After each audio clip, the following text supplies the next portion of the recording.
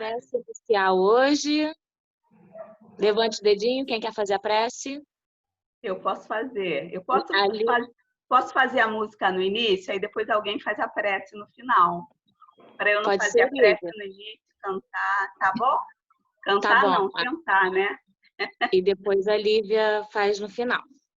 Tá joia. Primeiro a minha mãe vai ler a mensagem. Abra suas mãos e o seu coração para receber esse dia como uma dádiva preciosa que Ele dou. Cada dia se inicia como o nascer do sol, que anuncia minha radiante presença. Quando você se levanta da cama, já preparei seu caminho. Aguardo ansiosamente seu primeiro pensamento. E me alegro quando você olha o meu caminho. Ofereça-me sua gratidão. Ela abre seu coração para a comunhão comigo. Como sou Deus, do qual todas as bênçãos fluem, a gratidão é a melhor forma de se aproximar de mim. Cante canções de louvor, conte histórias sobre minhas maravilhosas obras. Lembre-se de que eu me deleito com você. Eu me regozijo com a sua cantoria.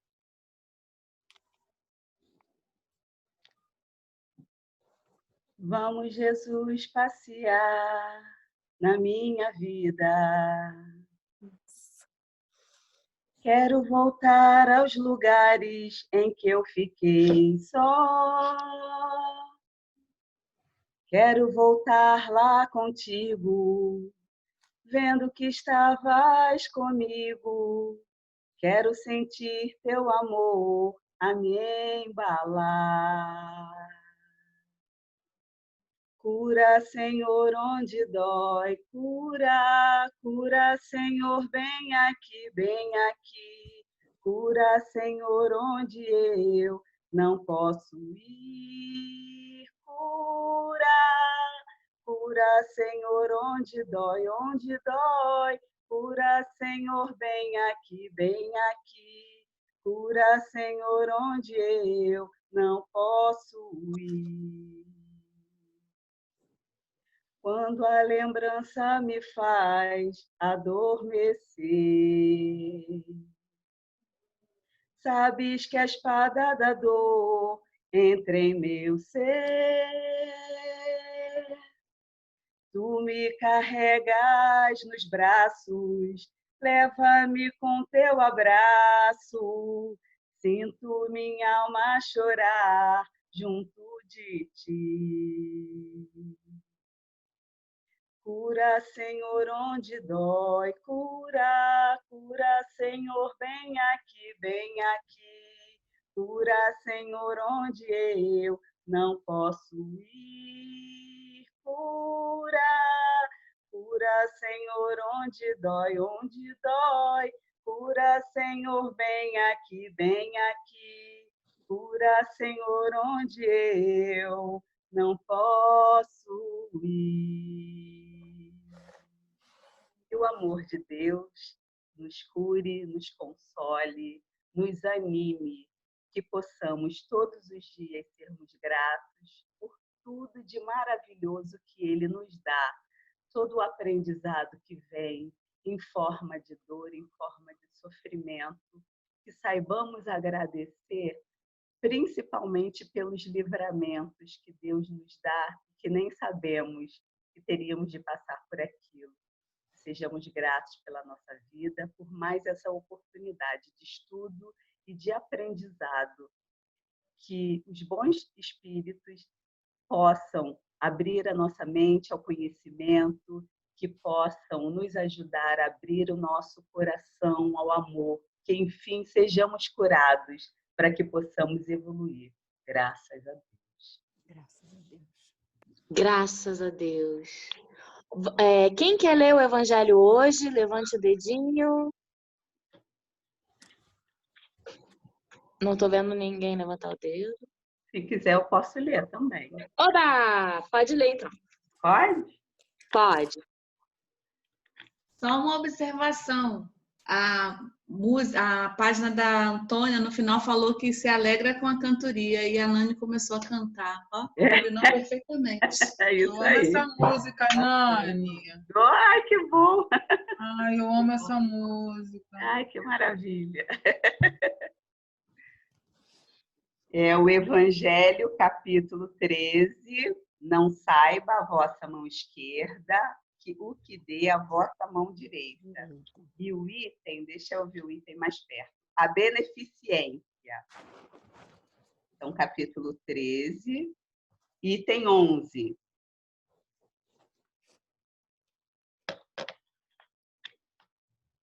Achei. Podemos?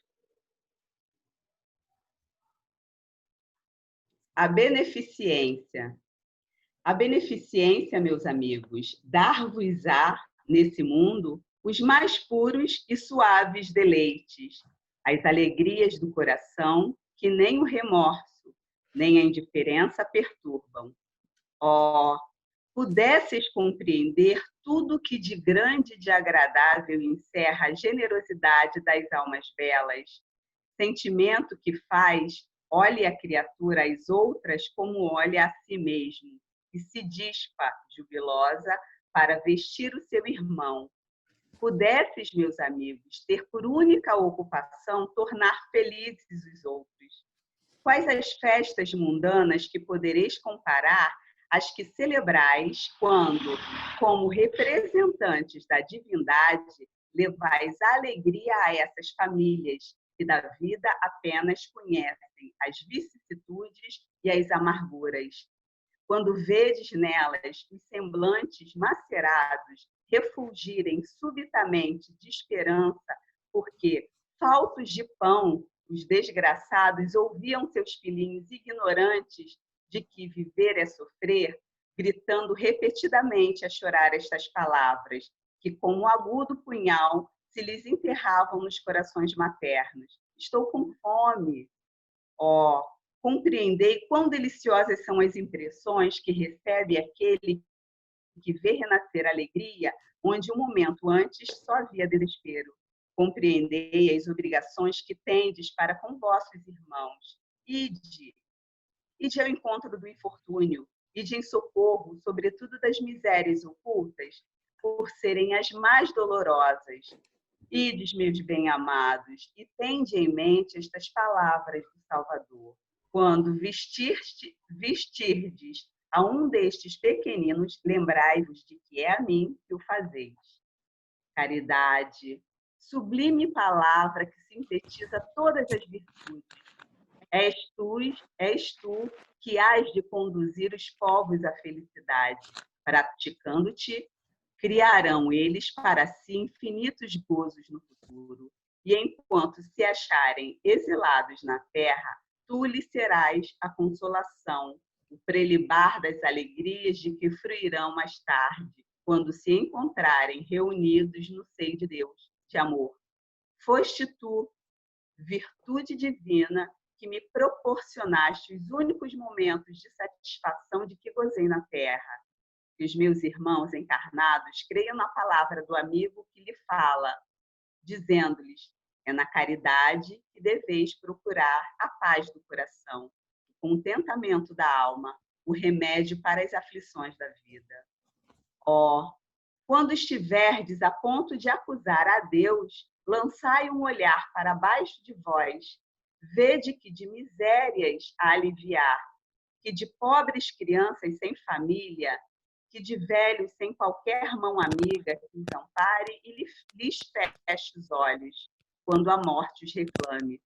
Quanto bem a fazer, ó, não vos queixeis, ao contrário, agradecei a Deus e prodigalizai as mancheias, a vossa simpatia, o vosso amor, o vosso dinheiro por todos os que, deserdados dos bens desse mundo, enlanguecem na dor no insolamento. Colhereis nesse mundo bem doces alegrias, e mais tarde, só Deus sabe. Adolfo, bispo de Argel, Bordeaux, 1861. E aí a gente fala, né, da beneficência. Aí logo depois vem falar da caridade, uma completando a outra. Quando surgem momentos como os que agora nós estamos passando, de isolamento, de distanciamento, muitas pessoas em solidão, muitas pessoas passando por dificuldades, nós vemos quantos corações maravilhosos há por aí, quantas pessoas sem fazer propaganda, quantas pessoas dividindo um pouco, mesmo na dificuldade, com aquele que não tem nada ou que tem menos que ela. Quantos daqueles que saem dos seus lares, do seu conforto, que não levam riqueza material, mas levam ao bem mais precioso, que é o amor do Cristo, e divide com o irmão que está em necessidade. Já foi dito muitas vezes aqui que para aquele que está passando por necessidade de fome, literalmente, é muito difícil entender a palavra de Deus. Mas quando você chega, às vezes, com um pão, com o mínimo, com o arroz e o feijão, você vê o brilho no olhar daquela pessoa, o agradecimento. E a gente nota que, muitas vezes, a gente quer tanta coisa, a gente gasta tanto com coisas que a gente não usa, a gente compra e deixa no armário. São tantas as futilidades, né, que nós nos damos ao luxo, e a gente precisa de tão pouco para ser feliz. A gente precisa do mínimo em alimento, a gente precisa de uma família, a gente precisa de um teto sobre a nossa cabeça e de algumas roupas. Algumas roupas para nos cobrir quando estamos com frio, algumas roupas limpas para aquele momento em que vamos fazer a nossa higiene, e um pouco de carinho de quem quer que seja, às vezes daquele que está do nosso lado, às vezes daquele que a gente não conhece. E em muitas oportunidades que a gente tem, a gente deixa escapar pelas nossas mãos a oportunidade, a chance de alegrar alguém, porque a gente acha que é pouco. Ah, mas eu só tenho 1 quilo de fubá. Nossa, tem gente que não tem nada. A gente vê pessoas aí no interior desse mundão que às vezes eles só têm fubá e água e eles fazem aquela papinha e vão passando, só tem o feijão e a farinha e eles passam dias e dias com isso. E quando a gente tiver a oportunidade de auxiliar algum irmão, com material, se for necessário, ou mesmo com aquela caridade moral que a gente tanto fala, de dar um telefonema para alguém que a gente saiba está em solidão, mandar uma mensagem, ou mesmo já que a gente não pode estar muito junto agora, bater na porta daquela pessoa e se apresentar, né, de longe, um bom dia, falar com o motorista do ônibus, com alguém que passe a nossa porta. Às vezes é a única coisa que aquela pessoa vai ter aquele dia. Que a gente tem esse sentimento de caridade, de fazer o bem sem olhar a quem, né? Não depende de religião, não depende de coisa nenhuma. O que ele é um problema dele com Deus. O que nós somos é o nosso problema. Que a gente faça desse problema uma solução. Que a gente consiga levar o acalanto, levar o amparo, levar o amor àquele que está necessitado, independente de qualquer outra coisa. Que a gente ame simplesmente, que a gente auxilie todo aquele que precisar, quando nós tivermos a possibilidade. É isso. Quem mais quer contribuir, quer falar alguma coisa? Levante seu dedinho.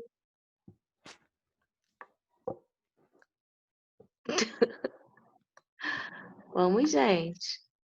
Vai, Jussara.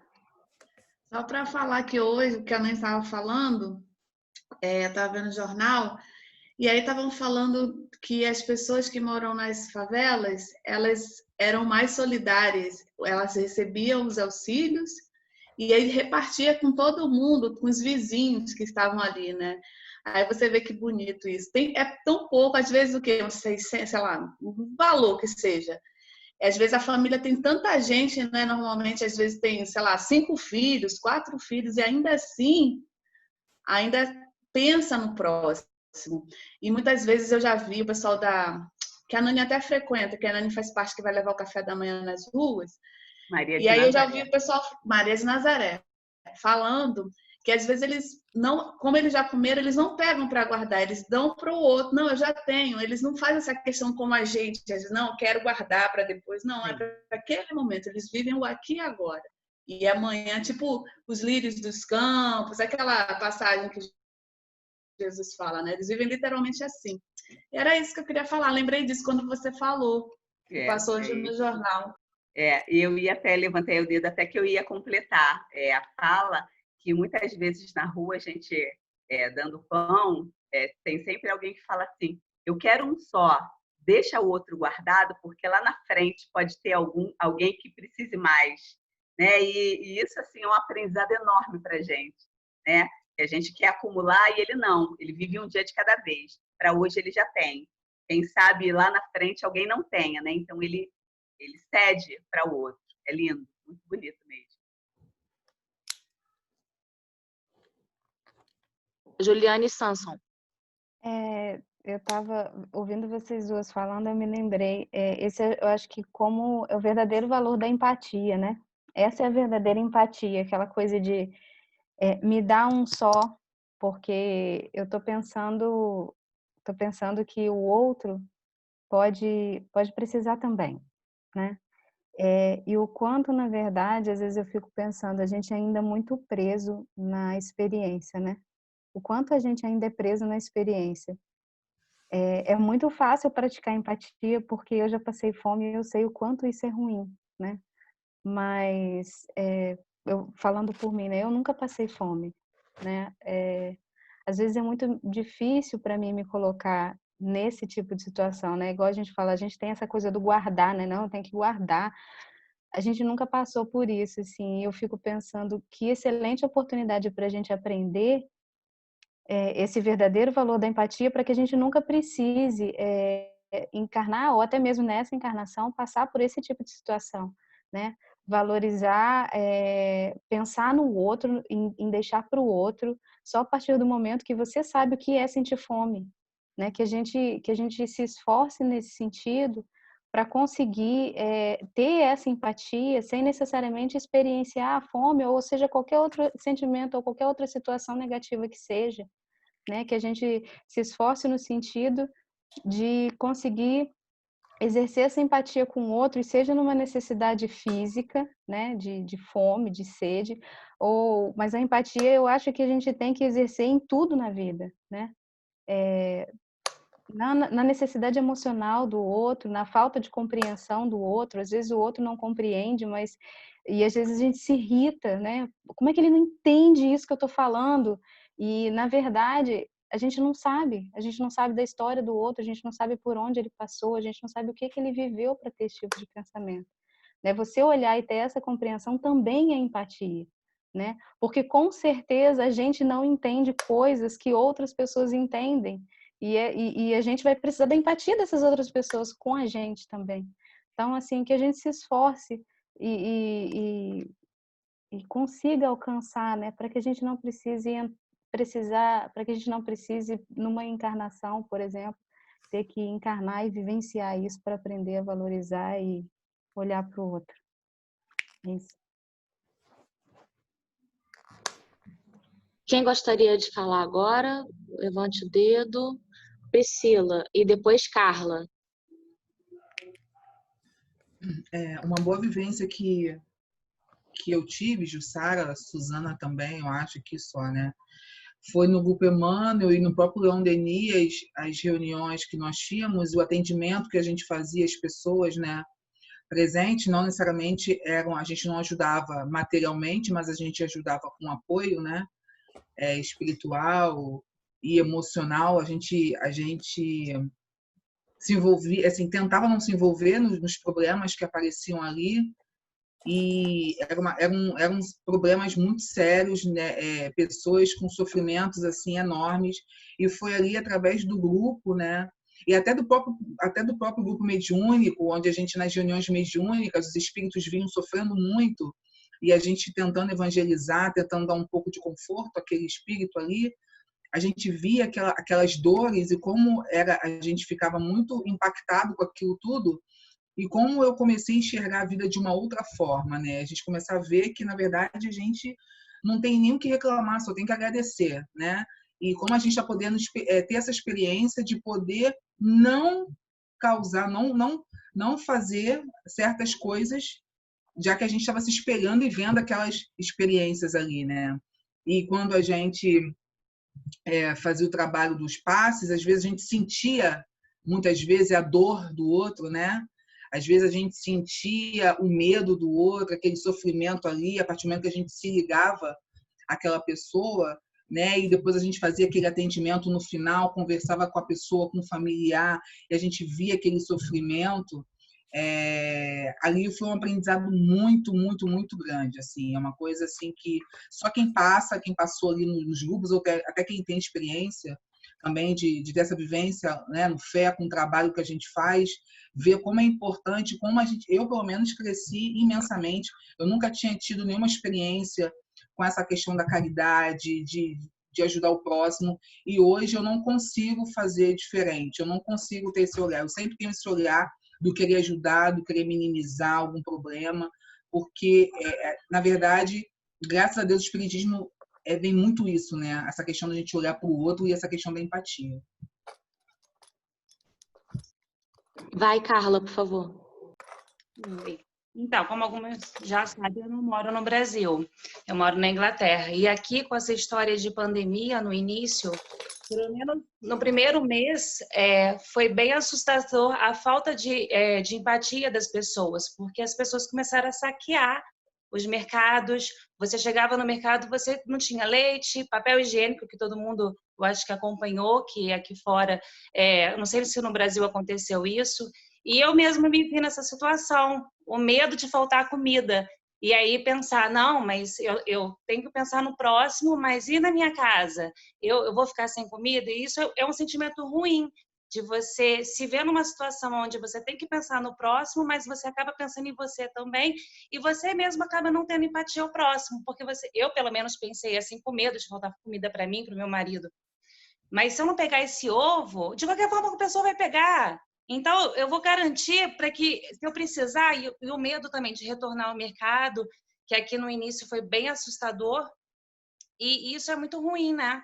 Você, ao mesmo tempo de saber que você deveria ter mais cuidado com isso, ter empatia com o próximo, porque eu podia pagar mais naquela semana da comida que outros não. Às vezes a pessoa só tinha o dinheiro para aquele dia, ela não poderia acumular comida na casa dela. E aí você pode, e aí você vai fazer o quê? Você vai encher a sua casa de comida que às vezes você nem precisou. Mas era quase uma sensação de filme mesmo, de fim do mundo. As pessoas entrando nos supermercados, enchendo os carrinhos. Tinha gente com mala na fila, porque às vezes não tinha como carregar. Aqui muita gente usa carro, mas muita gente também usa transporte público, então é usual você ir no mercado com a sua bolsinha e ir embora para casa e não usar carro. E as pessoas iam de mala para facilitar.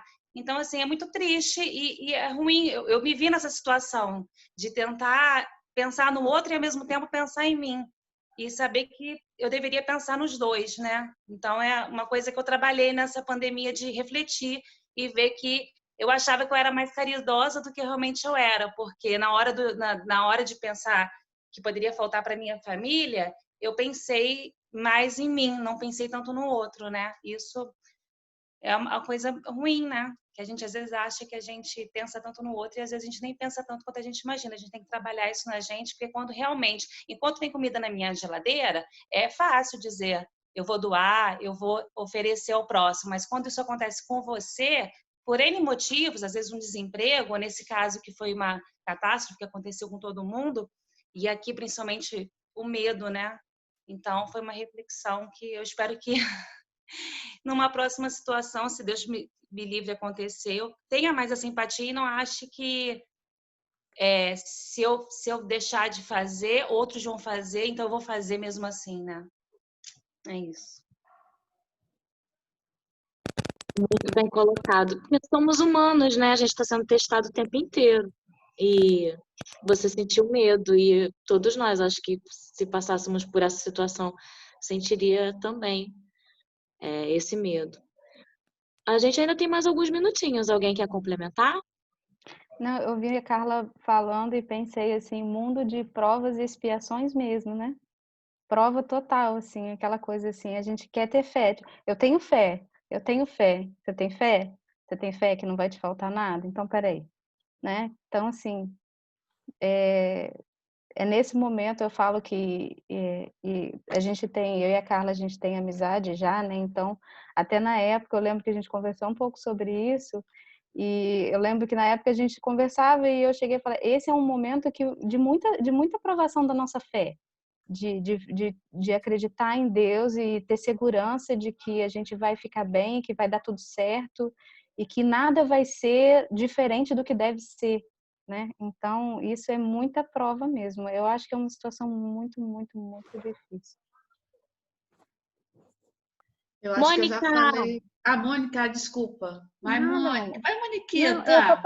eu só estava lembrando, assim, quando a Carla falou, eu fiquei pensando assim, por exemplo, para ela, pelo que eu entendi, era uma situação nova, inusitada, ela nunca passou a questão da falta de alimento, né, da possibilidade da falta de alimento. Eu acho assim, que é uma coisa, quando você nunca passa, dá um pouco, acho que desencadeia o seu primitivo, né? Aquilo que você traz enraizado desde de eras, né? Porque qual é a base? A base é a alimentação, a base é a sobrevivência. A gente tem por instinto, né? Antes mesmo do racional, a sobrevivência do organismo. E dá, obviamente, pela alimentação. Então, como você ainda não tinha, acho que ainda passado por uma situação nessa vida, eu estava, acho que, sem base. A gente fica, né? Porque é muito fácil, como todos disseram, né? Ah, eu tenho, dividir. Né? Não que seja fácil, mas é claro, muito mais cômodo. Mas a partir do momento que você vai tirar aquilo que talvez te falte, aí o seu instinto de sobrevivência dá aquele grito. Né? Pô, como é que você vai dar? E aí? E é assim? Né? Eu me lembro de uma situação assim, eu quando criança, vivi uma época de miséria, eu cheguei a passar fome. Mas eu lembro, assim, a minha mãe passou, assim, muita, assim, muito mais do que quando eu já tinha, porque eu sou a sexta filha, eu sou a última filha. Então, minha mãe passou situação de fome mesmo, dias e dias, uma situação bem complicada. E, assim, uma infância também muito complicada. Eu lembro, quando eu era criança, tinha uma família do lado, veio morar do lado da nossa, e uma situação miserável, mas miserável mesmo, ainda pior que a gente. Lembro que a minha mãe pegou assim, óleo, eu lembro exatamente do óleo, que tinha meia garrafa, e minha mãe foi lá, encheu uma xícara e deu para ela fazer um arroz que ela tinha, ela não tinha o óleo para fazer. Então, assim, são situações que você pensa assim, mas aí se você pensar, pô, já não tinha, foi dividir, mas é porque a minha mãe sabia o que aquela mulher estava passando. Ela já passou na pele de não ter comida para os filhos. Então, acho assim, naquela situação, quando você já passou, é como os de rua que a Nani citou, eles sabem o que é ter a barriga roncar e a dor e não ter o que comer. Então, acho que naquele momento te desperta. Acho que é mais fácil uma pessoa que já passou por uma situação dessa entender que o outro vai precisar também. Não sei se eu estou me fazendo claro, mas assim, acho que para essa outra pessoa que já passou esse perrengão, consegue, mais do que quem nunca passou. Quem nunca passou, nossa, mas aí eu vou o quê? Vou morrer, né? E acho que a gente tem, sei lá, ainda esse instinto assim, estranho. É isso. Vai, Jussara. Não, eu só ia falar que, como eu botei no chat, que a gente é capaz de qualquer coisa, né? Depende da circunstância, como em outros evangelhos eu já falei. Às vezes uma mãe é capaz de matar, você não sabe, né? Ver o seu filho sendo atacado, alguma coisa no instinto, vai lá e faz. Então, eu acho que a gente tem que vigiar um pouco, né? Como é recomendado no evangelho. Aos poucos a gente vai se autoanalisando, ver quais são os gatilhos que nos movem para essa direção. E ter tranquilidade de saber que essa é uma fase só que a gente está passando e viver, né? Sempre em alerta, vigiar e orar, né? Para a gente poder receber esse auxílio dos céus, sempre que for possível, né? Sempre que a gente se encontrar numa situação dessa de prova. Porque é muito desafiador mesmo. É mesmo. Aqui. Questão do Livro dos Espíritos 886. Qual o verdadeiro sentido da palavra caridade? Como a entendia Jesus? Benevolência para com todos, indulgência para as imperfeições dos outros, perdão das ofensas. É muito difícil, né? Mas a gente está todo dia no Evangelho, a gente bate nessa tecla e a gente vai caminhando devagarinho, um dia de cada vez para a nossa evolução. Porque é muito difícil é desafiador, né? Não é difícil, é desafiador. Ter indulgência para com as imperfeições dos outros, né? Perdão às ofensas, benevolência para com todos. Então, esse o caminho, né? Que a gente está se esforçando para poder nos tornar melhores todo dia um pouquinho melhor. Todo dia 1%.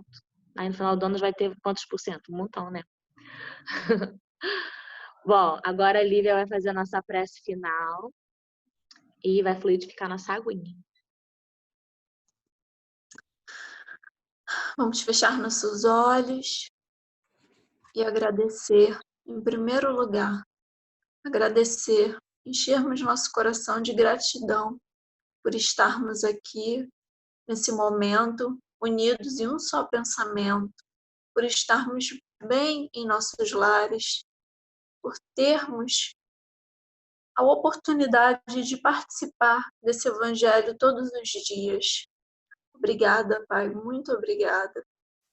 Obrigada por estarmos emanando essas boas vibrações que eu tenho certeza que vai muito além de nós e que possamos, assim como a leitura de hoje, caminharmos sempre com o objetivo de termos cada vez mais um coração caridoso, um coração puro, que possamos sempre, Pai, além de pensarmos em nós, também pensar no nosso que estão do nosso lado. Peço, ao final desta leitura, que as águas ao nosso lado possam ser fluidificadas de acordo com a necessidade, de acordo com a necessidade e com a carência de cada um, Pai, e que possamos encerrar esse dia da melhor forma possível, caminhando para a nossa sexta-feira e para o nosso final de semana. Muito obrigada por tudo, Pai. Assim seja, graças a Deus. Graças a Deus. Vamos pegar nossa fotinha. Um, dois, três e sorrindo. Heitor, você veio fazer a fotinha. A Amanda vai gostar. Vou mandar essa foto para sua mãe, hein? Um beijo, gente. Beijo. Boa noite para todos. Até amanhã, se Deus quiser. Beijo. Amanhã. Eu estava congelada. Você não falou que podia mexer, eu fiquei congelada. E pode se mexer, Suzana, não falou. Pois é, eu tô aqui, ó, congelada. Beijo, gente. Boa noite.